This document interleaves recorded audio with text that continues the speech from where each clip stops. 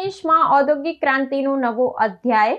મુખ્યમંત્રી યોગી આદિત્યનાથે નિવેશ મિત્ર 3.0 પોર્ટલનું કર્યું ભવ્ય લોકાર્પણ। ઉત્તર પ્રદેશના પાટનગર લખનઉ ખાતે રાજ્યના ઔદ્યોગિક માળખાને વધુ સુદૃઢ અને આધુનિક બનાવવાના ઉદ્દેશથી મુખ્યમંત્રી યોગી આદિત્યનાથે નિવેશ મિત્ર 3.0 પ્રણાલીનું સત્તાવાર લોકાર્પણ કર્યું છે।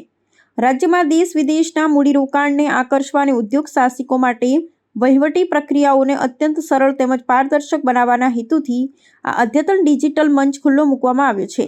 આ નવીન આવૃત્તિ થકી રાજ્યમાં ઔદ્યોગિક ક્રાંતિ અને આર્થિક સમૃદ્ધિના નવા અધ્યાયની શરૂઆત થઈ હોવાનું મનાય છે।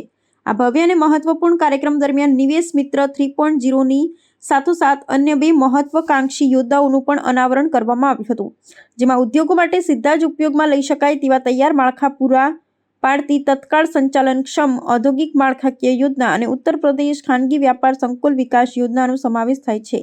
આ યોજનાઓ થકી રાજ્યમાં નવા ઉદ્યોગ સ્થાપવા માંગતા રોકાણકારોને જમીન સંપાદન કે પાયાની સુવિધા ઊભી કરવાની લાંબી અને જટિલ પ્રક્રિયામાંથી મુક્તિ મળશે, જેનાથી તેમની સમય અને નાણાં બંનેની નોંધપાત્ર બચત થશે। સરકારના સક્રિય પગલાઓ રાજ્ય અને દેશનું અગ્રણી ઔદ્યોગિક મથક બનાવવાની દિશામાં અત્યંત અસરકારક સાબિત થશે।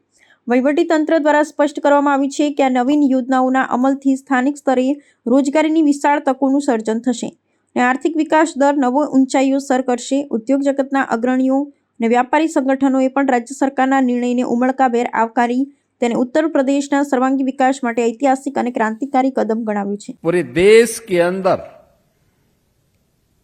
किसी भी उद्यमी के लिए सबसे पसंदीदा निवेश का स्थल कोई होता है तो वह उत्तर प्रदेश होता है और इस विश्वास को देख करके हम लोगों को भी लगता है कि वास्तव में ये विश्वास ही हमारी सबसे बड़ी पूंजी है।